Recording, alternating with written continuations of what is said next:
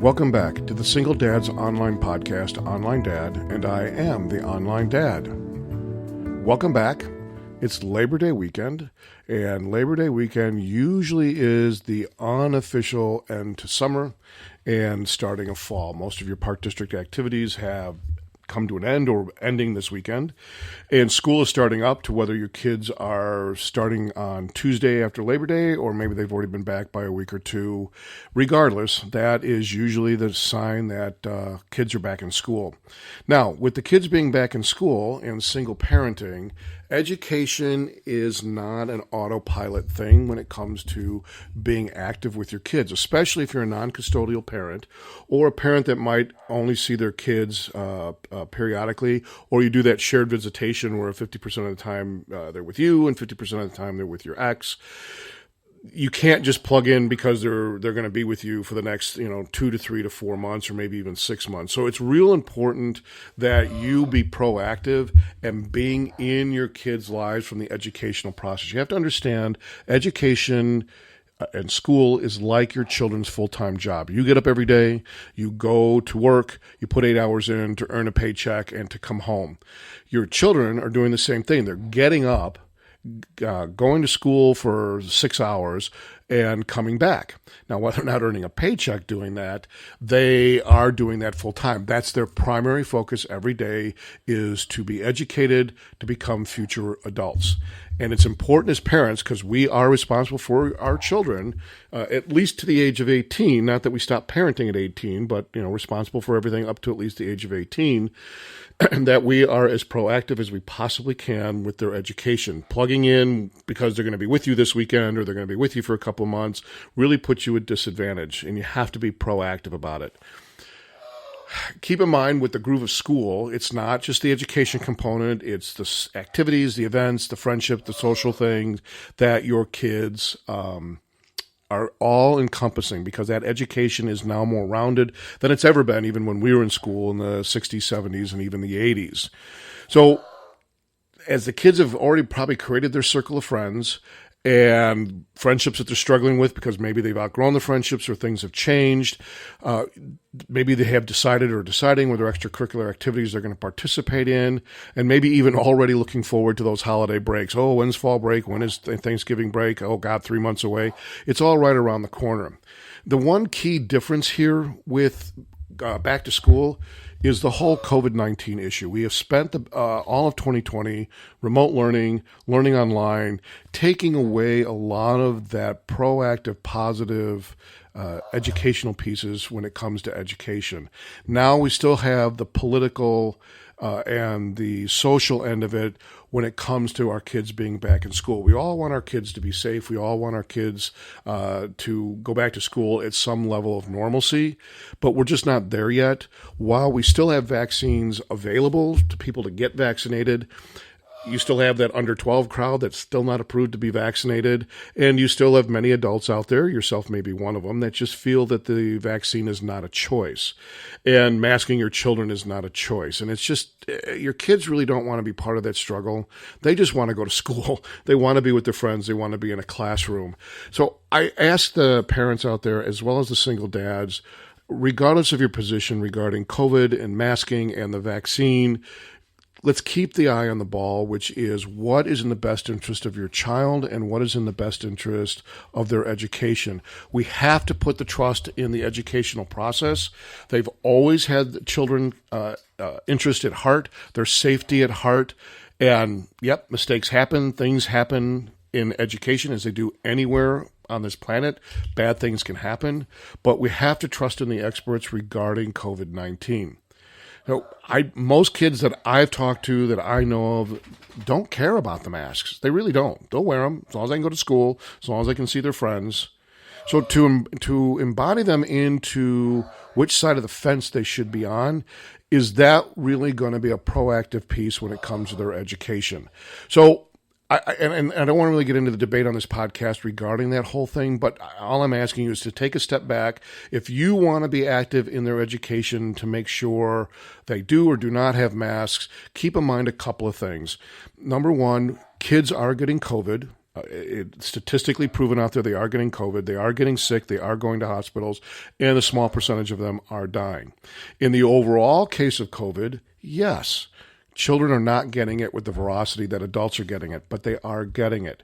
But keep in mind, if it's not so much you're worried about your children getting it because you feel they'll be asymptomatic and they'll be fine, remember they can bring it home to the older adults in the house, to you, to their grandparents, to their older aunts and uncles, family, friends. They can still be carriers and get those adults sick. So that's why you've got to be careful and keep that picture broadened when they're going to school regarding all of that. And do the best you can, not just to protect your children, but also protect your family. So just allow the districts and the schools to doing what they do best, which is in the interest of your children and their staff, whether you agree or not, and just keep the eye on the ball regarding their education. So where do you fit in your child's school community? For our children, school is where they spend most of their waking times. They tell it's like their full-time jobs. Our kids, teachers, classmates, activities, they all mean the world to them because it's part of that component. You may have already gone to some sports practices already, or the school play, or tryouts are coming up. These are fantastic days, and they're going to be, days that are not so good. They're going to be bummers. This is the very reason that we need to be involved in their school world too. They need our guidance and they need our support. And since a return of homeschooling may be a possibility, especially in some of these states that are really showing explosive numbers, it's even more important that you're on top of what's going on. So if you have to go back to remote learning, you're already on top of what's being taught, how it's being taught, what social circles are in, what's going on. Because when they're behind a computer screen, you can't stand behind them the whole time. But you understand that they may be having access to each other and the continued drama even though they're at home. All too often, as single dads, we might feel awkward or unwelcome in the school community. And that could be for a multitude of reasons. Maybe that was where you and your ex took the kids to school, really registered them together. Your neighbors and friends, kids all go there, and you just feel awkward. You just don't want to be part of it. And, perhaps your child's mom tries to keep you away, or you believe that the school is her domain and with the kids, and then you shouldn't be involved. So regardless of that, I'm going to tell you it's all a myth and it's not true. It's important for you to realize that your child wants and needs you to go. So you need to get engaged, and you cannot depend on anybody else to do that but you. Don't do it for you. Do it for your child. If for no other reason, they deserve and want to know that you care. And it helps them succeed too. So, and it's stupid little things, just making sure that you get the newsletters, make sure you're getting the email communications. And you've got to be able to do all of that when your kids are registering. Go in there with your paperwork. And just say, I am so-and-so's parent, dad. I want to make sure that I'm on the mailing list. I want to make sure I'm getting all the notifications and any passwords or access to the website. Most school websites don't require some sort of password protecting access, and you should be able to get a hold of all of that information. But with technology the way it is and people worrying about people getting hacked, they may start putting in passwords so you can gain access so they know who's logging into their school website. So it's important that you get that information. And in most divorce decrees, it's written in there that the non-custodial parent or the parent that doesn't have residency with their kids do get access to that information. So unless your divorce decree says something different, that you're unable to get that information, you want to bring that with you. They're going to need a copy of that on file for that very reason. Unfortunately, there are some circumstances out there where it's not safe for single dads to be active in their kids' lives for addiction or some other reason. Don't take offense because they're just trying to protect your child. So make sure you have all the necessary documentation you need to show that even though you're no longer married and living in the home, that you have access to this information. So be proactive. Bring a copy of your divorce decree. Bring a letter from your attorney. Any other documentations. Make sure you're prepared to give email, cell phone, all that contact information. Even if you are a dad that travels a lot and you may not be in the state date or at home most of the time, you still want to be up to date with what's going on and get that information. Just as in your work and you give them your cell phone number or an email address so you can get those communications, you need that as well. The other thing with regards to being a proactive school parent is making sure that if the extracurricular activities are through school or through a park district activity, that you get the information regarding practices, tryouts, uniforms, schedules, all of that stuff. Do not wait for your children or your ex to get you that information. It's all at your fingertips. And if they don't have it, or you ask them for it, hey, I need the website information, or I need a contact information regarding the extracurricular activities, and you're not getting it on a timely basis, use some common sense. Do a basic internet search. Is it through the park district? Is it through school?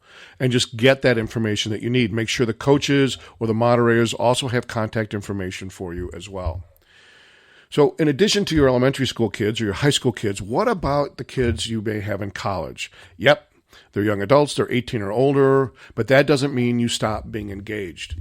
Your children, adult children, may not need you to tell them to do their homework, what time to go to bed, meet and greet their professors on their progress, but you do need to be engaged. It's real important that you make sure that all your documentation regarding access to their education is in place, because now that they're considered 18, colleges do not have to give you any information, even though you're maybe the one paying the bills. So you make sure that your son or your daughter is actually out there making sure they sign those releases so you have access to that information. Because if you can't get access to it and all of a sudden you need it, it gets very frustrating very quickly. And that includes medical releases as well, that you make sure that your son or your daughter sign the necessary releases, that you have access to those medical records if something should happen. So, dads, here's your homework regarding being a proactive school dad. So for the single dads out there that have early education, elementary, middle school, high school students, here's your homework. Okay, attend those parent-teacher conferences. Get signed up and go. If you're unable to go with your ex, which should be the ideal way that you're doing this together, then schedule a separate conference. As a former teacher myself, I always had between 4 and 6 chairs at the table because I never knew who was going to be part of that conference. I didn't know if it was going to be one or both parents. I didn't know if it was going to be one or both parents, including the step parents or the grandparents or other caregivers. Make sure you're prepared for them. Don't make it awkward or uncomfortable to go, oh, I need to get a couple extra chairs. Just have all those chairs there.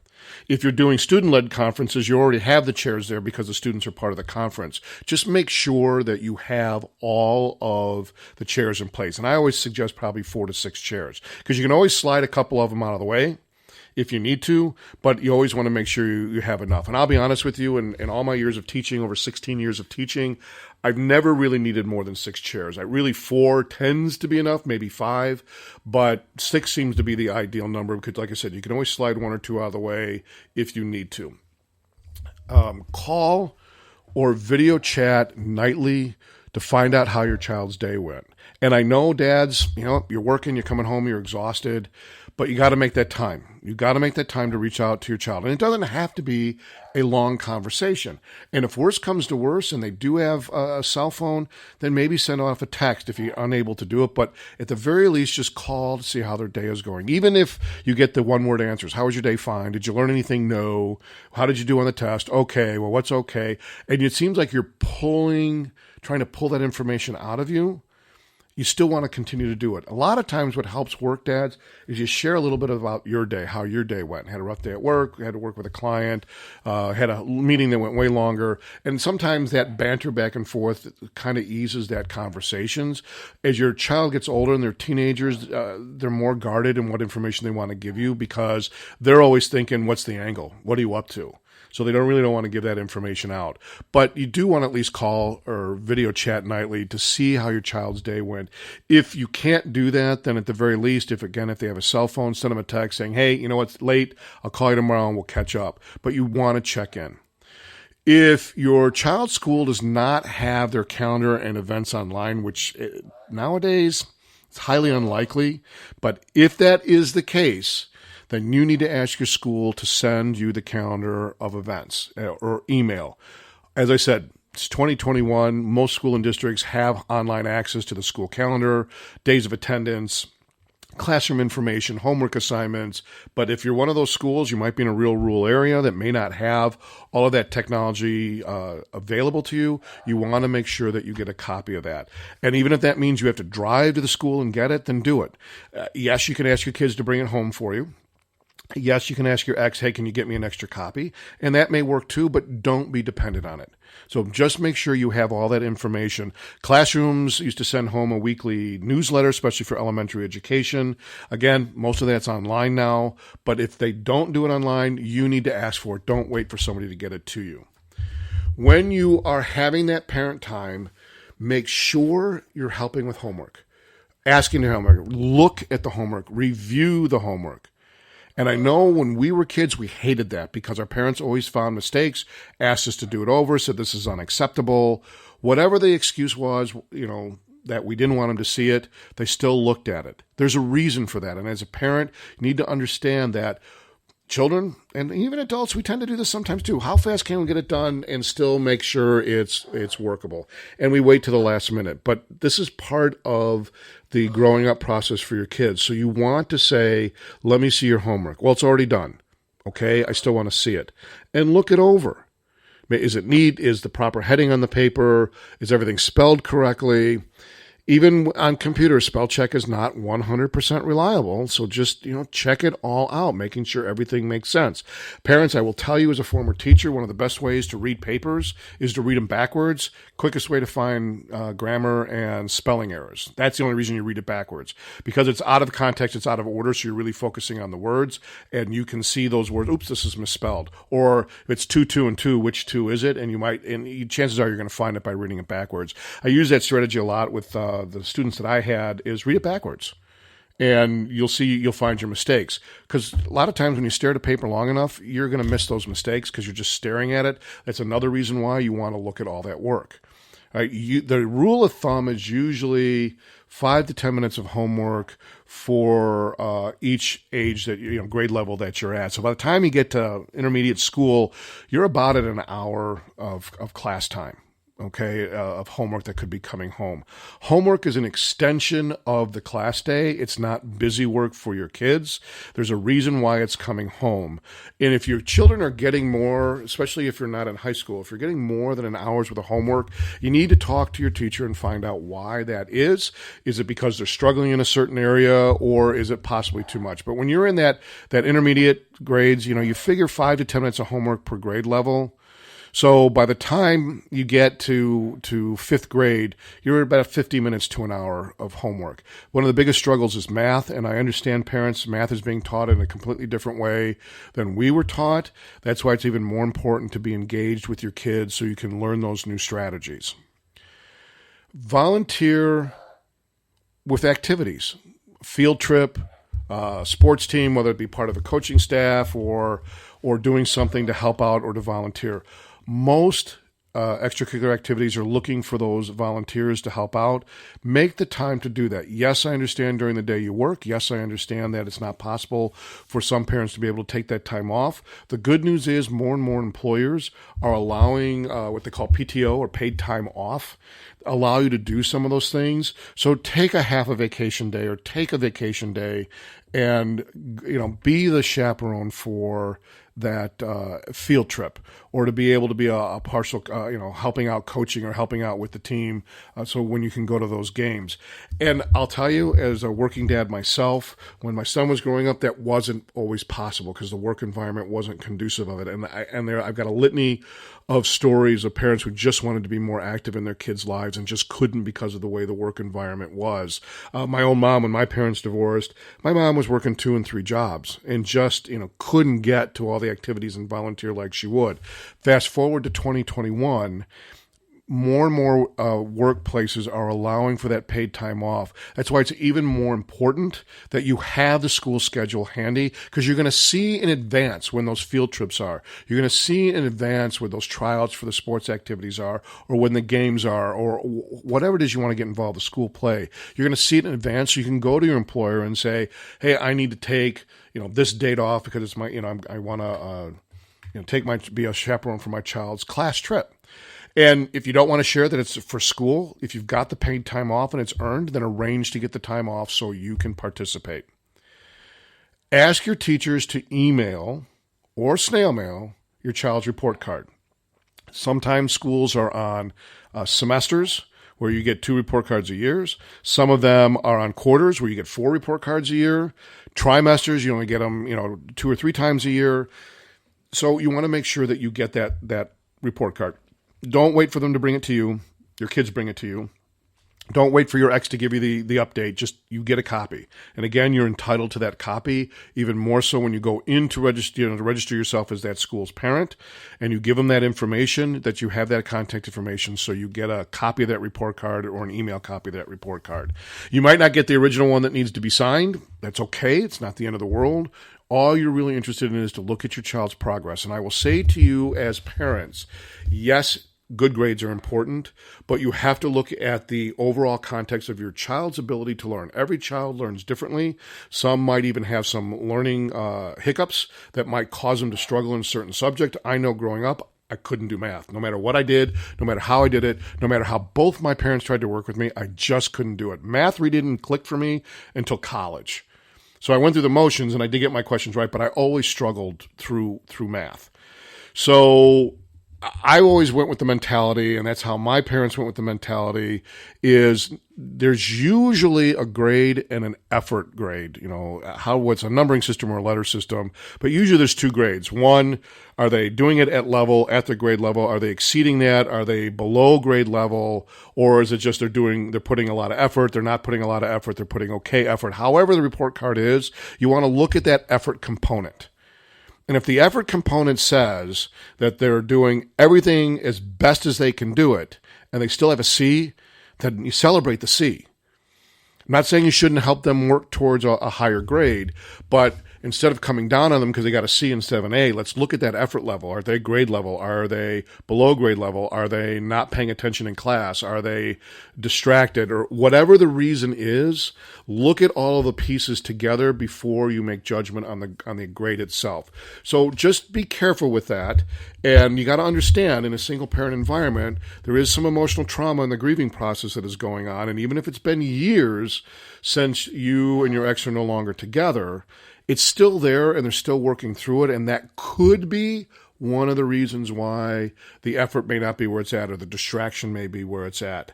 And at the same time, if your kids were getting C's and B's and all of a sudden they're getting A's, that's great. But also keep in mind with the grieving process, they might be burying themselves in their schoolwork, so they don't have to think about what's going on. So you want to make sure you're looking at the report card as a whole, not just the individual grade. Okay? Now, the other thing, dads, is you want to get to know your child's friends. If COVID-19 conditions allow, take them out for pizza, bring pizza in the house. You want to get to know their friends and their friends' parents. You want to get to know who they are, because you may, A, need some help down the line. 2, it's always important to know who your kids are hanging out with. And we all know that we've had friends that, parents probably wouldn't have approved of, or you look back at the friends you hung out with in school and said, oops, these were some bad choices. Regardless, you want to make sure you know who their friends are and where they're hanging out. And by knowing their parents as well, also gives you another connection to maybe help with driving, maybe get a different perspective of what's going on in the classroom instead of just from your child or your ex. So you get that other adult conversation in there. And if COVID conditions don't allow that, then arrange maybe for a positive Zoom call. Hey, let's just Zoom your friends. And maybe work with the parents to even the parents being able to Zoom in the classroom so you're all talking. And keep in mind, when you get to know the friends, you get to know the friends' parents, if there's some issues in the classroom, don't keep it amongst yourselves. If they need to be addressed, then you need to include the teacher at some point and discuss them. Because it's the old adage with toothpaste cap off the toothpaste. It's not that big of a deal, but it bugs you, and you don't say anything until finally you explode. You don't want to go to the teacher when you're ready to explode. What you want to do is, if these concerns are popping up through discussion with the parents, or you're hearing some things out of your kid's mouth that doesn't sound right, let's get some verification. It's always been kind of like what 50% of the teachers saying, what 50% of my child is saying, somewhere in the middle is probably what's actually going on. It's all a matter of perspective. Display the school pictures and report cards on the fridge. We've all had that happen. Piece of work we did in class, I got an A, got a B, we drew it, whatever, bam, gets plastered on the fridge or maybe an art wall. Do that. So put those report cards on the fridge or on an art wall. Ask to see their graded homework and say, hey, can I keep this? I want to put it on the fridge or I want to put it on the wall. It just shows that you're taking interest in their kids and you're proud of the work that they do. And there's no reason why you shouldn't ask for that. And I get it. Certain papers, unless you want to make a copy of it, which you can, and put it on the wall, you might have to take turns. Maybe mom gets, this paper, you'll get the next paper. Maybe it's on her fridge for 2 weeks and then they'll bring it over to you. But in the age of scanning and printing and being able to copy things at home, it should be pretty easy for it to get it scanned so you have a copy and then you can put it on the fridge. Find out your child's favorite subject so you can find interesting information to share with them and use it as conversation starters. In a lot of my other podcasts, I've always said you should try and pick at least one night a week, minimum one night a week, to have a meal around the table together. Real important that you do that. And during the school year, school should be the primary topic of what's going on. So maybe find out their favorite subject so you can have some of those discussions. It's also important, dads, that you're aware of what's going on current events. So right now the focus is the COVID-19 issue, but by you being updated on current events, and then your teacher brings your kids into that same current events to discuss it, you have something to talk about with your kids regarding their education, a different perspective. Now remember, information is speculative at best. It's also subjective as well. So yes, you have your facts and you have to go with your facts, but you have to understand there are different perspectives based on those facts. So sometimes it's not as black and white as right and wrong. There might be a gray area and you have to keep that in mind when you're having that discussion. There's really no sense to getting into a real heated discussion over a subject matter when you're just trying to stay engaged. So if you feel getting a little tension on there, then just use a strategy to take it back, step back, and then revisit it without it making heated. Because if your child starts to think that every time they talk about a subject, it's going to become heated or argumentative, they're not going to share with you. So you want to make sure that if it's a sensitive topic, a lot of times during election times, this will happen. COVID, it's happening now. Maybe there's a huge media event going on. Again, Hurricane Ida is just blowing through, and there's a lot of news coverage on there. You want to make sure you're up to date on those news coverages and what's going on, so you're able to talk about it. If your kids are talking about stuff your teachers handed out in class about a certain subject, ask for the copy. Hey, can I see that copy? Because I'd like to see that perspective. Don't do it as of, I'm going to prove your teacher wrong, or I'm going to prove that you're wrong and poke holes in the information. Take it as you're gathering that information to get that perspective. And at the same time, if you really think there is an issue regarding that, you want to reach out to the teacher. Why it's even more important to build a relationship with their teacher and not just be the dad that shows up when there's a problem. So for elementary school, intermediate school, middle school, and high school dads, there are some basic tools to be a proactive dad. Now, for those dads that you have your children in college, here's your homework.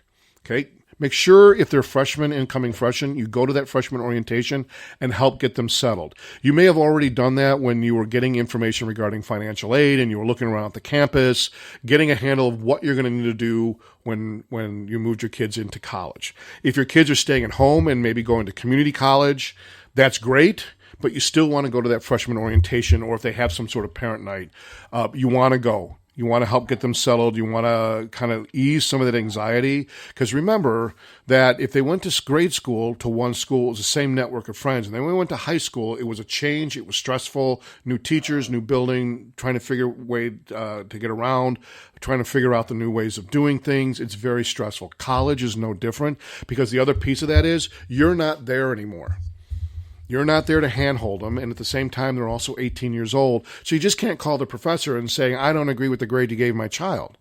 Because what you're going to get is that professor is going to say, your child is 18, it's between your child and me.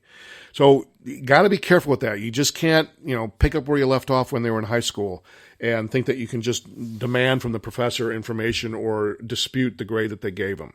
So go to that freshman orientation, go to those lectures, go to those workshops, find out what you need to find out for yourself as well as for your child. And make sure you ask your college-age child, is there something else you want to take a look at while we're here or before we leave?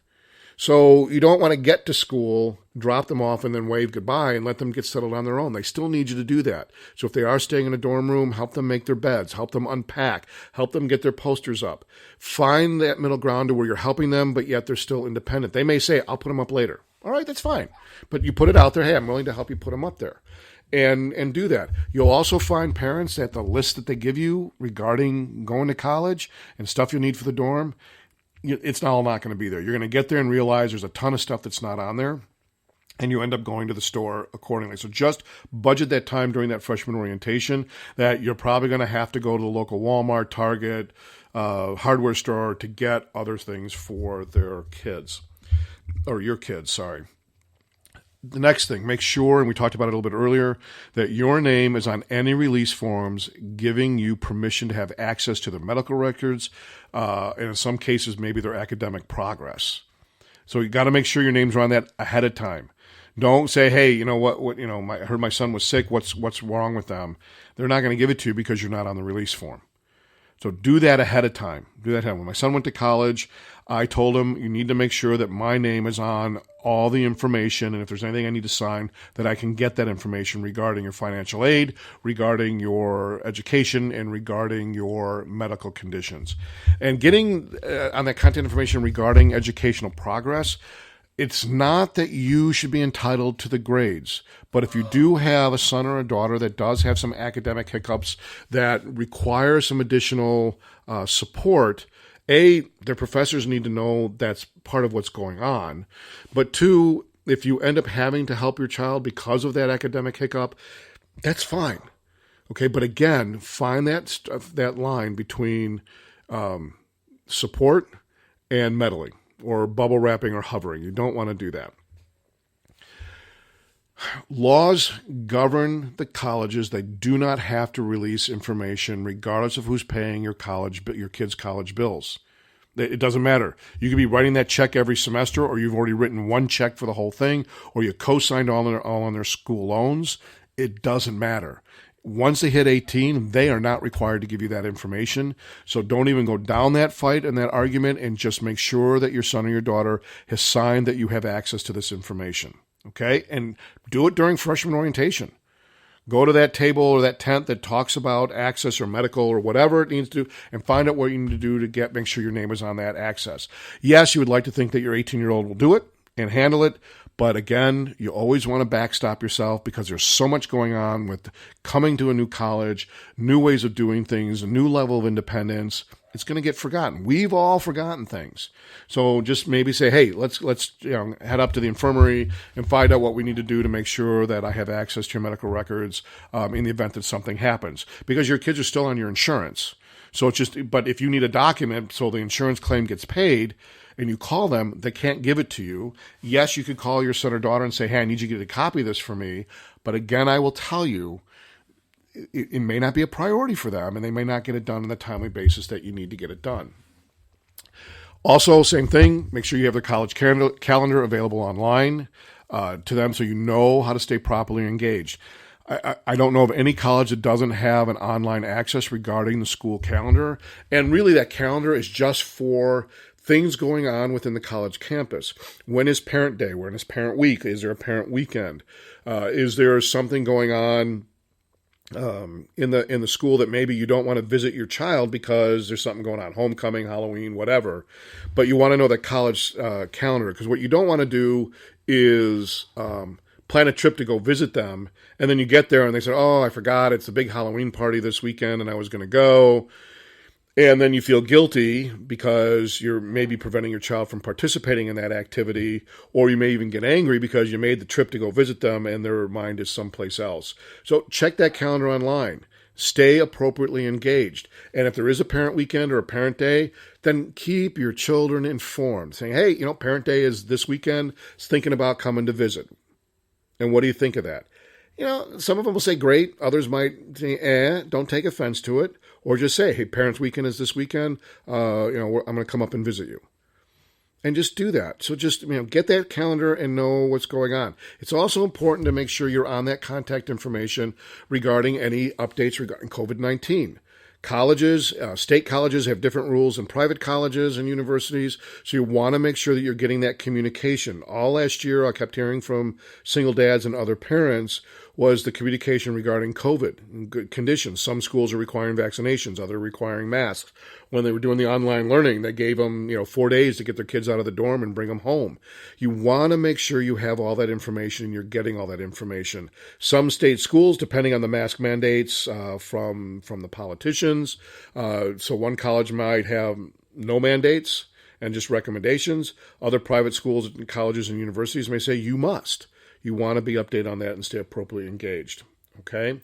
The next thing is to reach out to your college student often. Even if it's a text or an email, just simply check in. Remember, they don't need you to hover, even though you may want to do that. Make sure everything's okay and call them every day and how are you and how are you feeling? Are you eating properly? It's very natural for that to happen because we're scared to death that something might happen. So don't hover, just simply check in. Okay, it might be every other day. It might be just simple text, hey, how things are going. And you may or may not get a reply from your son or your daughter. You may not. That's okay, as long as they know that you're checking in. You're checking in. The next point is avoid showing up and surprising them. We talked about it a little bit earlier. If you want to surprise them, you just have to communicate your intentions. If it can't be the dates you had hoped, I'm sure there's going to be some other times you need to be flexible. But if you just pop in, college campuses are full of activities, and those activities might just pop up. Some of them are planned through the school calendar, but if you just show up for the whim, you might find yourself disappointed, or you may end up disappointing your son or your daughter because they had made plans for that weekend. So showing up and surprising them usually can have a negative effect. So I would just say keep your child engaged, saying, hey, look, we're looking to come up and visit you next weekend. Will that work? And depending on how far away they are at college, if they're a few hours drive, it's not that big of a deal. But if you have to fly somewhere or several hours in a car, 6, 8, 10 hours in a car, you want to make sure that that's planned accordingly. Because you drive 8 hours one way to go visit your child in college, and all of a sudden they've got all these activities that they're active in that they have to participate in. You kind of made a trip for nothing. So I'm going to say surprises are probably not a good thing. You can call them and say, hey, we're looking at coming in next weekend. You got anything going on? That works, but just to pop in and show up may not always work. So just be careful and be flexible. Next one is to allow your college student to problem solve when discussing issues they're having in school. Don't fix it for them. You need to problem solve it with them. So be more of a facilitator than a parent. Just listen to what they have to say, listen to where their position's at, listen to what they're struggling with, and facilitate how they should come up with the answers. I'm not saying you can't give them advice, but just say, well, this is what you need to do. Listen to what they have and start with questions like, well, what do you think you should do about that? Well, I don't know. Well, this is what you've told me. So what do you think, or what does your gut think you should be doing? And facilitate that so they come up with that. So it does two things. One, allows your young adult child to problem solve on their own and not just simply say, well, let me call mom or dad and figure out what to do. They may do that anyways, and you still want to be a facilitator more than telling them what to do. You're going to find as they experiment in relationships and have, different relationships through college, you may get those phone calls that, broke up with me, or they do a lot of drinking and I'm not a big drinker, or I don't like the fact that they smoke. They may do all of that and engage you anyway. So you want to make sure you're available to them, but facilitate the discussion. Don't solve the discussion. If it's choices that may be endangering themselves or other people, then you might be a little bit more forceful about what potentially could happen. But overall, you want to facilitate the discussion so they can problem solve it on their own. And even if you're kind of spoon feeding them the information, you want to make sure that that they feel like they're problem solving with you and you're not just fixing it. Okay.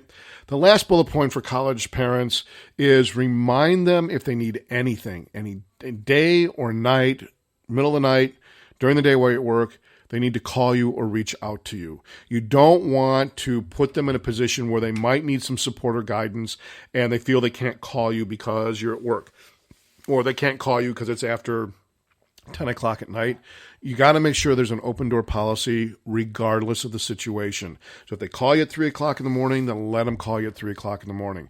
But you need to let them know that that option is available to them. If you're planning a trip and you're going to go away for a long weekend for whatever reason, let your college age student know that. Just saying, hey, you know what, I'm going to be out of town for the weekend. If you need anything, feel free to call me, but I'm not as close as I've been. Okay, so just make sure that they know that they can reach out to you at any time. So really that's those bullet points, both for high school, elementary, middle school, as well as college. If you do these assignments and you complete them on time, I guarantee you that A+ in fatherhood, when it comes to being a school dad, is going to be right there with you and have a good proactive school year. And if you've not been proactive in their kids' education until now, your kids might think it's a little odd that you never cared before. Now all of a sudden you care. It's not that you never stopped caring. It's just you just didn't know the steps to do it. That's fine. That's fine. It's a new normal. Things change, and just roll with it. Day at a time. Your kids love you unconditionally. You are an awesome dad. So it's not about quality of time. It's about our quantity of time. It's about the quality of time, and know that they can depend on you no matter what.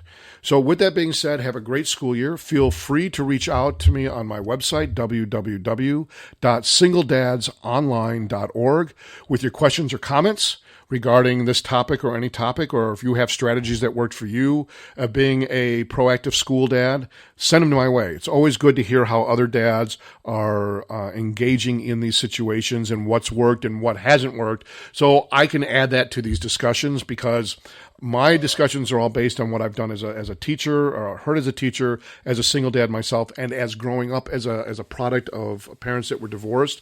And I'm pulling on those life experiences and professional experiences to come up with these discussions. So I'm always grateful when you all have suggestions to make these conversations more engaging. So have a great school year, and remember, you are an awesome dad, and your kids love you unconditionally. Have a great rest of the day.